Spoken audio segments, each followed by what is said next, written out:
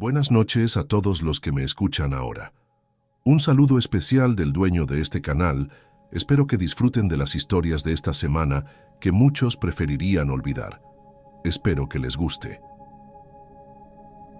Me llamo Felipe, tengo 22 años, estudio administración en la noche y para salir adelante trabajo de valet en el Plaza Sendero Apodaca los fines de semana.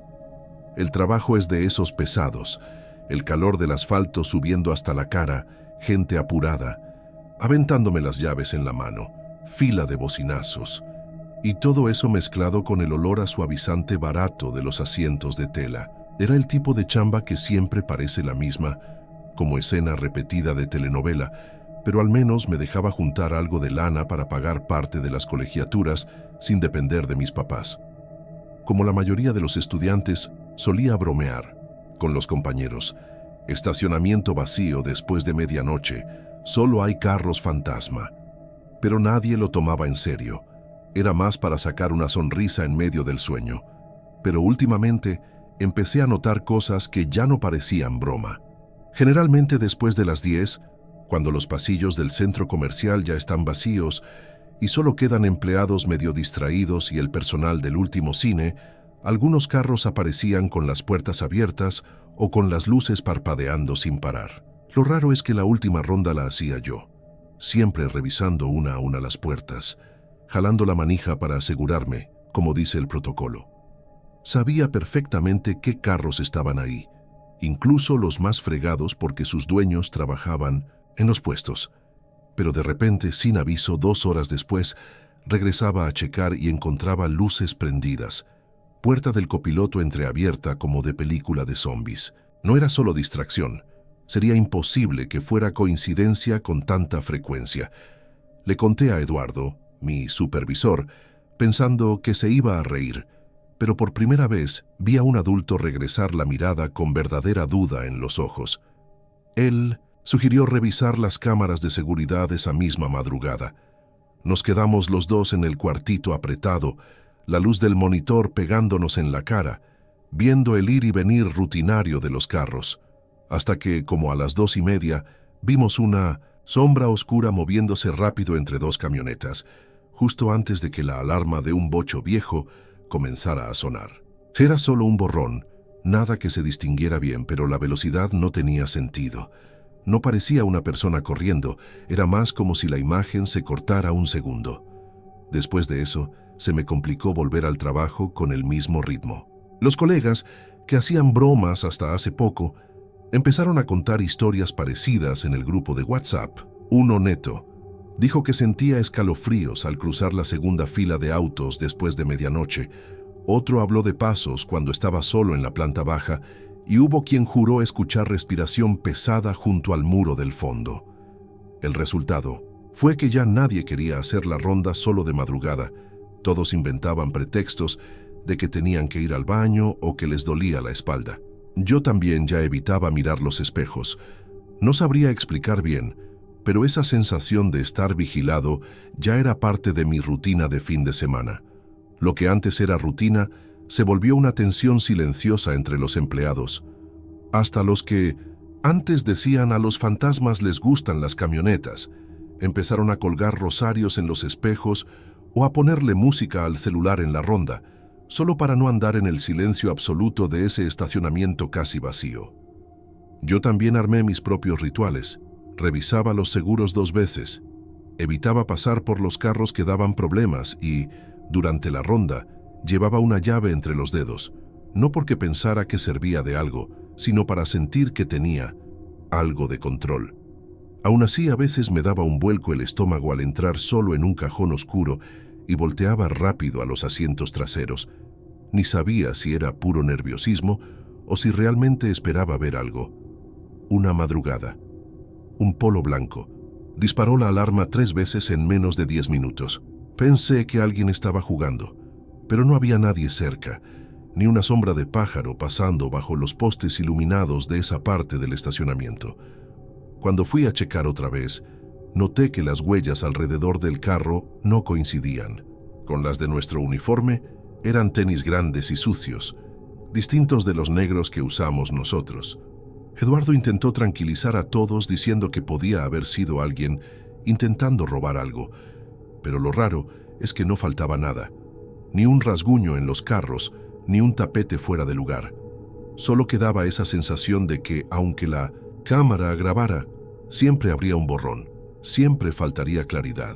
Poco a poco, se volvió tema prohibido en los ratos libres, como si solo de comentarlo ya se acercara, y cada quien empezó a lidiar a su manera con algo para lo que no había explicación. El sábado siguiente, llegué a mi turno sintiendo el cuerpo pesado, sin poder explicar si era falta de sueño o solo el ambiente raro de ahí. Noté que la ronda era más lenta, cada compañero retrasando su turno para patrullar los lugares del fondo. El radio casi no sonaba de madrugada.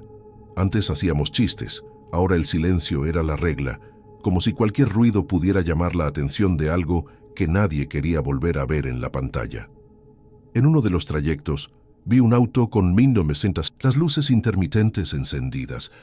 Era un Corolla plata, carro de una señora que siempre me deja las llaves cada viernes.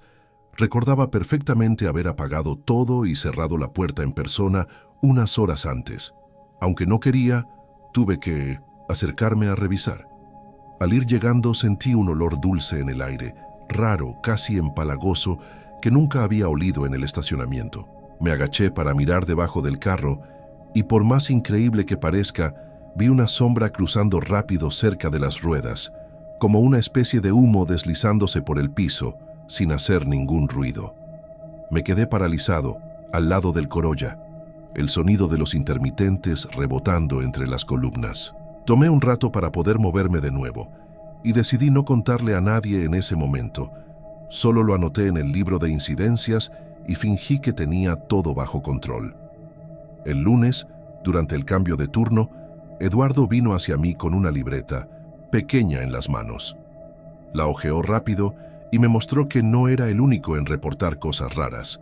En las últimas 3 semanas había apuntes breves y casi todos con el mismo patrón.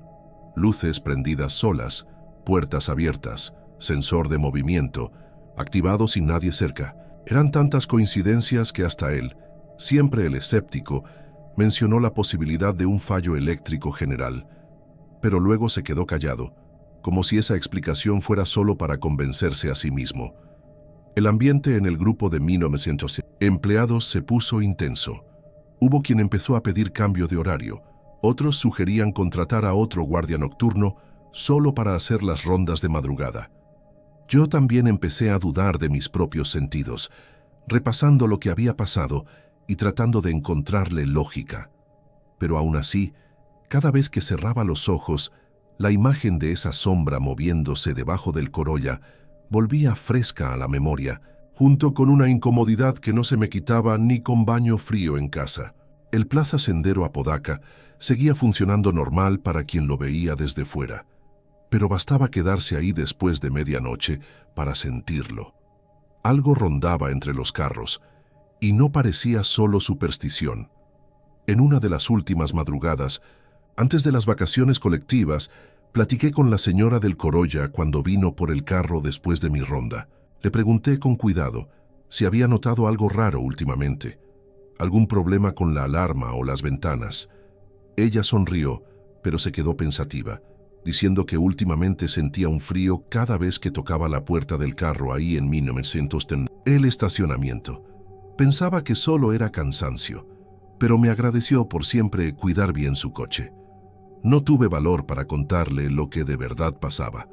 Solo le deseé buenas noches y la vi alejarse. Después de eso, el nuevo guardia se hizo cargo de parte de las rondas y los reportes raros disminuyeron. El ambiente pesado se quedó algunas semanas, pero fue perdiéndose poco a poco, como si la sombra se hubiera ido o hubiera encontrado lo que buscaba. El grupo volvió a las bromas, aunque todos seguían evitando quedarse solos cerca de las columnas del fondo. Yo seguí con mi trabajo y aunque intenté actuar normal, nunca volví a ver el Plaza Sendero Apodaca solo como otro estacionamiento. A veces, cuando tengo tiempo al salir, me quedo viendo los lugares vacíos y me doy cuenta. Hay cosas que se quedan ahí, escurriéndose entre los carros y los silencios, y solo quien ha pasado madrugadas entre faros apagados y rondas repetidas sabe que no siempre se puede explicar todo lo que ronda por aquí. Me llamo André, tengo 42 años y soy chofer de aplicación desde hace casi 4 años. Mi rutina realmente empieza cuando se esconde el sol. Apodaca y Juárez prácticamente son parte de mi vida, de tanto que recorro esa carretera noche tras noche. El que trabaja a estas horas aprende a lidiar con el asfalto oscuro, los letreros mal iluminados y ese silencio raro de los tramos alejados de la ciudad. Pero hace unas semanas empecé a notar un patrón difícil de ignorar. Siempre en los mismos puntos de la carretera Apodaca-Juárez veía carros detenidos en el acotamiento, luces intermitentes prendidas, gente desesperada revisando el tablero o tratando de hablarle a su seguro. Hubo un domingo que conté 3 casos, todos casi en el mismo kilómetro. Eso ya no era normal. Al principio pensé que era mera coincidencia o que algún tramo lleno de baches estaba afectando a los coches, pero después me di cuenta de que la cosa era distinta. La falla no distinguía el tipo de auto, nuevo, viejo, sencillo o de lujo. Siempre ocurría en ese mismo tramo y casi siempre después de las 11 de la noche. A mí mismo me pasó en Minanes en 2 ocasiones. La primera vez el tablero simplemente se apagó. Todo quedó oscuro por unos segundos, solo el ruido de las llantas sobre el asfalto y las luces de un tráiler acercándose me pusieron los pelos de punta. El tablero regresó por sí solo después de un rato, como si nunca hubiera fallado. En otra noche, el GPS se trabó, el radio empezó a hacer ruidos raros y el coche avanzó a ciegas durante varios minutos. Esa mala sensación me invadió, más aún después de escuchar a tantos compañeros contar lo mismo en nuestro grupo de WhatsApp. Muy pronto empezó el apodo de tramo embrujado, pero bromas aparte, nadie quería pasar por ahí solo. Después de la segunda vez, empecé a salir de casa con más nervios, escogiendo mejor los viajes y calculando si valía la pena enfrentar ese tramo solo otra vez. Los grupos de WhatsApp hervían de noche. Un colega comentaba que la señal del celular siempre se le perdía justo ahí. Otro juraba escuchar interferencias extrañas en el radio, como si alguien murmurara entre el ruido. Incluso hubo quien grabó en video cómo su coche se apagaba de repente. Ese video se hizo viral entre nosotros y la desconfianza creció más. De verdad hablábamos que si por mala suerte tu auto se descomponía y en la noche la ayuda tardaba horas en llegar. Había historias de choferes que se iban caminando hasta la gasolinería más cercana en plena oscuridad y ni así el auxilio llegaba rápido. Cuando las historias empezaron a salir de los grupos, el tema ganó más fuerza. Empezaron a circular relatos de accidentes leves, choques por mala señalización o colegas que se perdían después de una avería, solo sirviendo para asustar más a quienes hacíamos esa ruta casi diario. La comunidad presionó a las autoridades y después de muchas quejas mandaron técnicos a revisar el asfalto, los postes y a buscar explicaciones para todo eso. Pero al final, las mismas respuestas de siempre. No se detectó nada anómalo. Todos los equipos están en perfecto estado.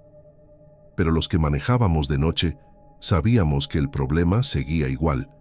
Cada semana alguien más reportaba otro susto ahí mismo, y yo, igual que muchos, ya prefería desviar el camino, aunque fuera más largo, todo con tal de no arriesgarme.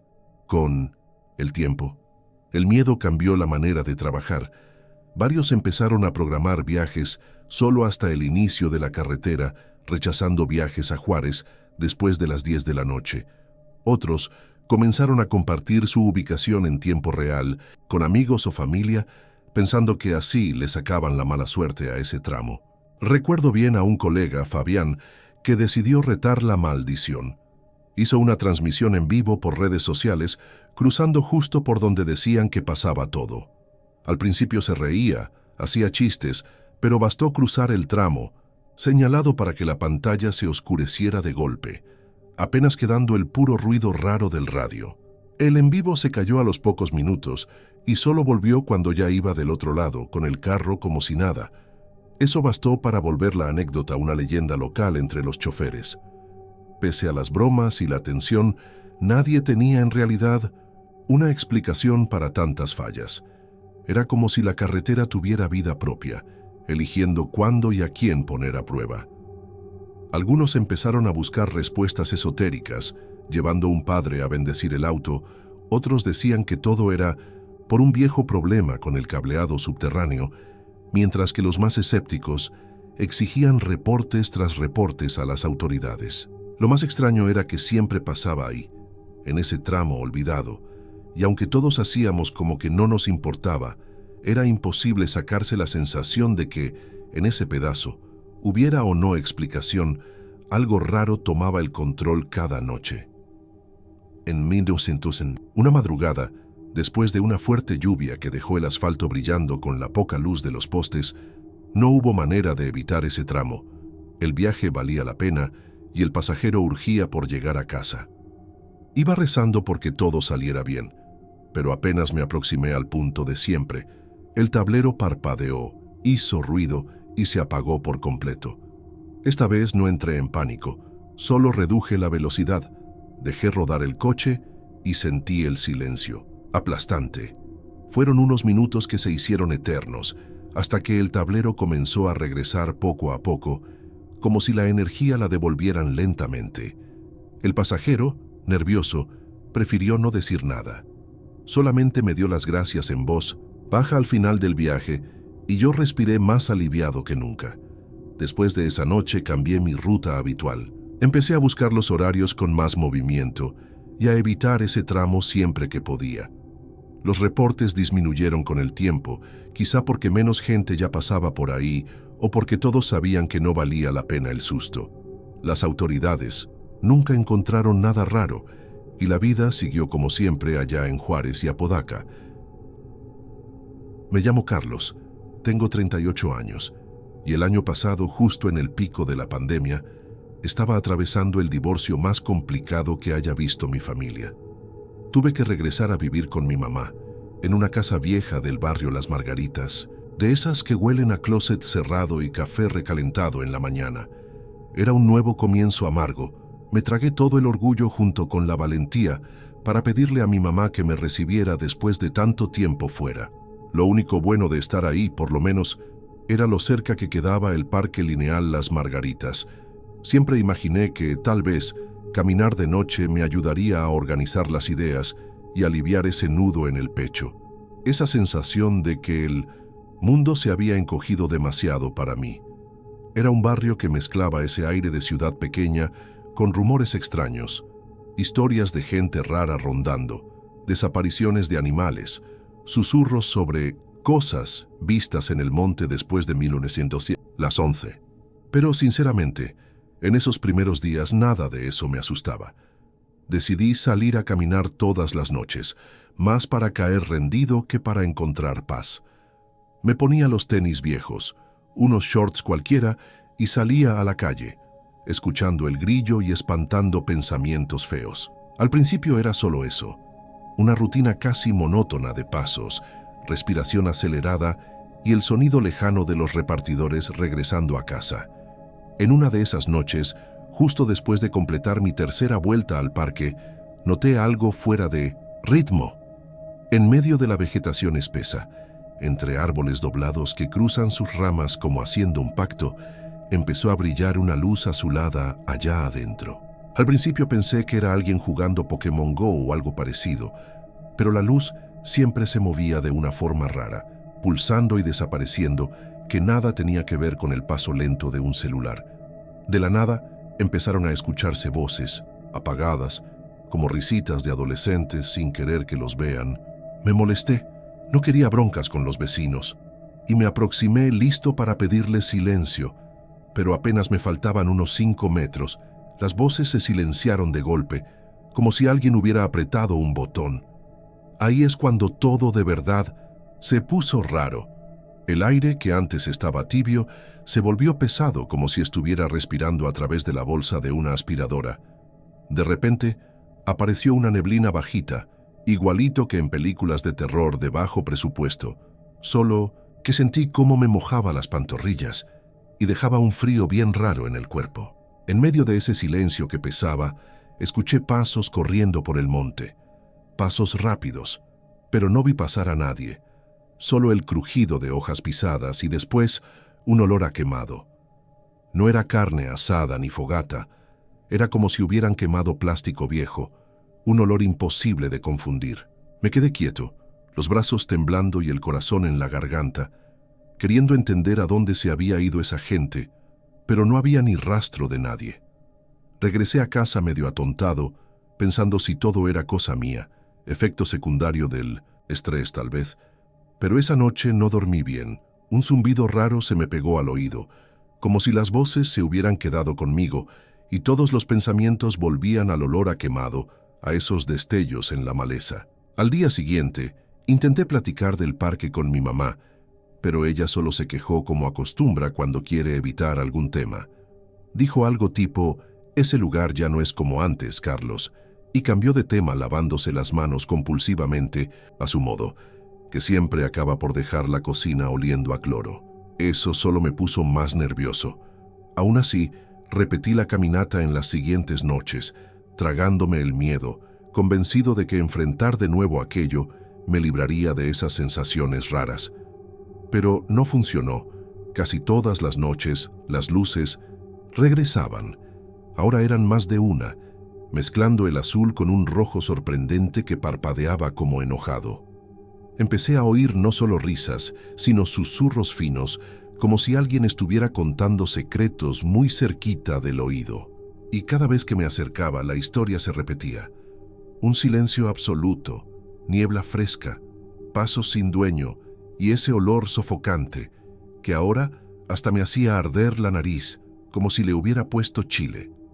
Me ponía cada vez más nervioso y la urgencia de entender lo que pasaba iba creciendo, aunque en el fondo algo en mí decía que lo dejara así.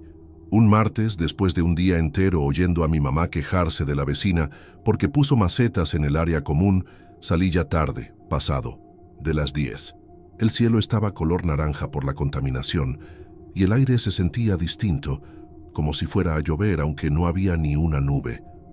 Yo venía tan cargado de ideas que ni me di cuenta cuando me metí a la parte más oscura del parque, donde los postes ni servían. Fue cuando sentí otra vez ese olor, pero esta vez era mucho más fuerte, como si alguien estuviera quemando llantas justo al lado. El celular empezó a fallar, la pantalla parpadeaba, y la batería que estaba en 80% se fue a 15% en segundos. Intenté prender la linterna, pero el aparato se apagó solo. Me quedé quieto, sintiendo el sudor frío en la espalda, con esa sensación desesperante de que alguien me estaba viendo. Oí el tronido de una rama y me di la vuelta, casi tronándome el cuello. Fue cuando vi 3 puntos de luz azul entre los árboles que no eran celulares como yo creía. Eran como lámparas pequeñitas, pero la luz no iluminaba nada, solo flotaba allí. Las voces empezaron otra vez, pero esta vez alcancé a entender algunas palabras sueltas. No puede ver. Regresa mañana. Déjalo ir. Todo mi cuerpo se congeló. Intenté gritar, pero la voz me salió como un susurro patético. La niebla empezó a subir por mis pies. No era fría como la neblina común, sino caliente y pegajosa, como vapor de olla. Di 3 pasos hacia atrás y tropecé con una raíz, cayendo sentado.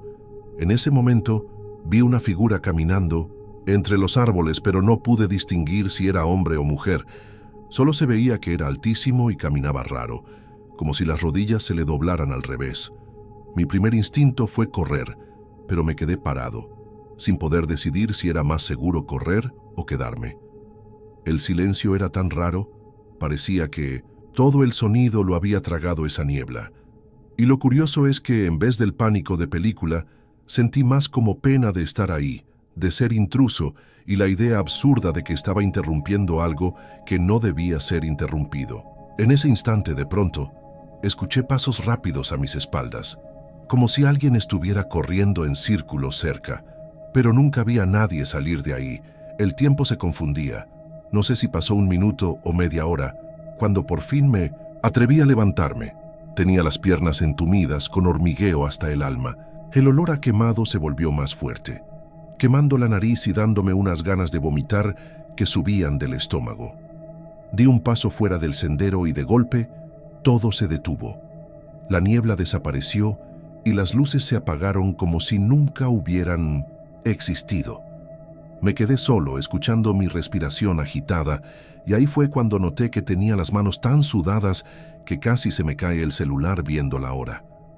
El reloj marcaba una hora que no tenía sentido. Parecía que perdí 20 minutos, aunque juraría que no estuve ahí tanto tiempo. Llegué a casa y mi mamá ni notó cómo llegué, solo preguntó si quería un té. Con el tiempo, esa situación se volvió casi un secreto mío con el parque. Evitaba comentarlo, como si al hablar de eso le diera poder para volver, pero aunque me alejara, ciertas cosas no paraban. Había noches en que el viento venía del lado del parque y el olor a quemado invadía mi cuarto, mezclándose con esa niebla ligera que nadie notaba más que yo. Intenté explicarme que debía ser el drenaje o alguien quemando hojas, pero ninguna explicación coincidía con la intensidad de ese olor y esa pesadez. Hubo noches en que me desperté pensando que alguien había corrido junto a la cama.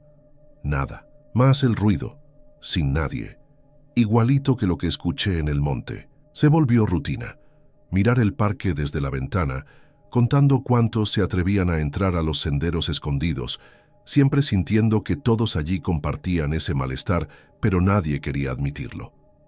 El vecindario jamás volvió a ser igual, y hasta mi mamá aprieta más fuerte los ojos cuando cruza junto al parque. Yo dejé de buscar una respuesta.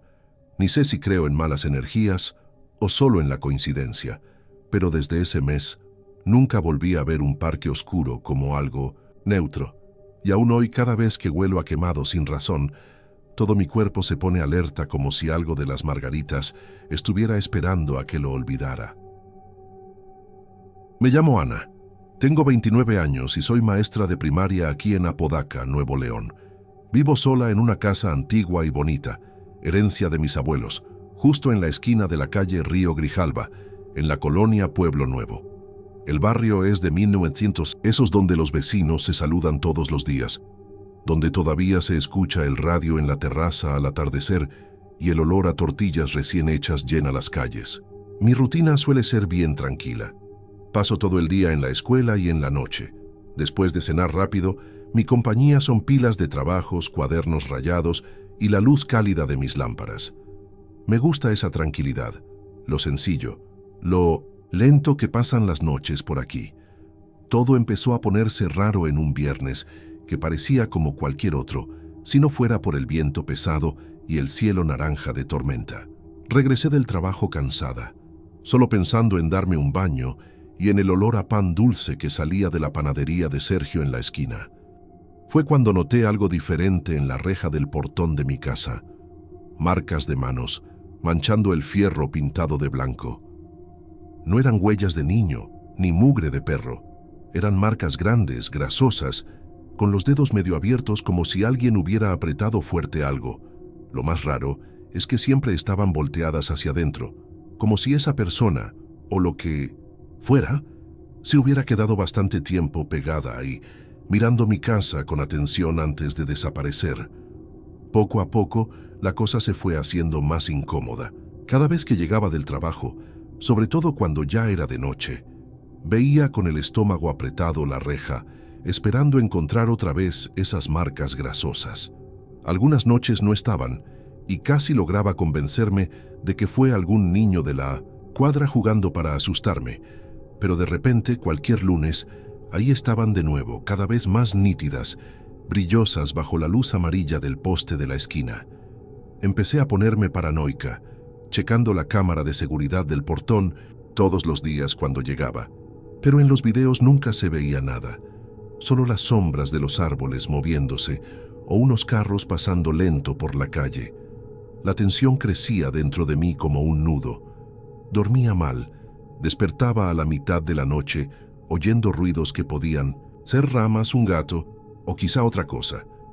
Pensé en contarle a mi mamá que vive cerca, pero ella solo se rió, diciendo que veía cosas porque andaba muy sola, hasta que lo más fuerte pasó en una noche lluviosa. Decidí instalar uno de esos timbres con cámara que guarda el video en el celular, pensando que así agarraría al bromista o de una vez resolvía todo. Ya casi era medianoche y revisaba exámenes cuando llegó la notificación. Movimiento detectado en el portón. Mi corazón se aceleró.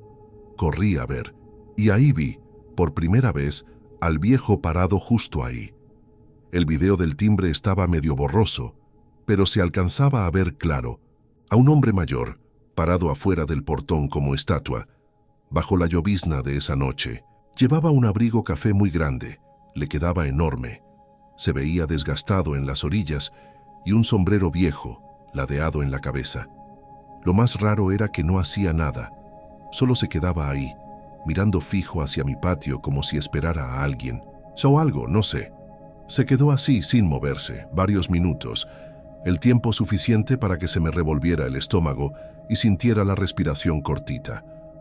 De repente, un carro pasó rápido por la calle, salpicando agua del pavimento. La luz de los faros iluminó la cara del viejo un segundo.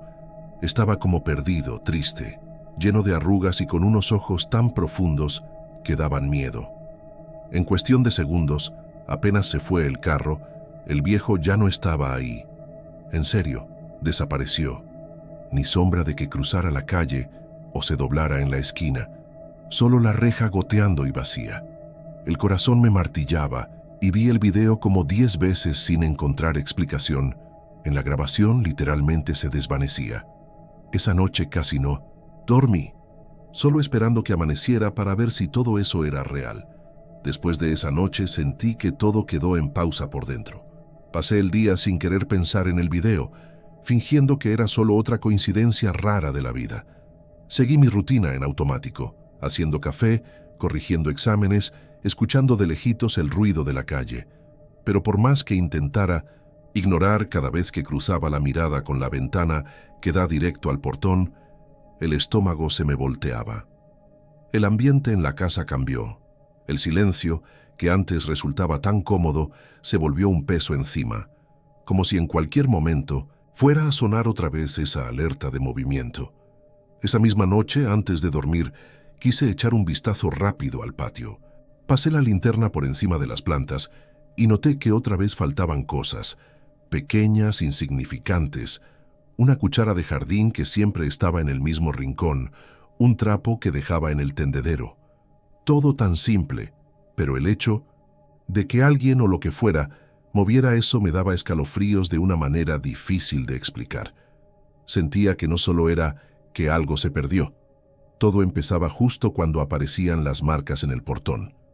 Entré y puse seguro en las puertas, el corazón a mil y la cabeza preguntándose, ¿qué demonios quería ese viejo conmigo o con mi casa?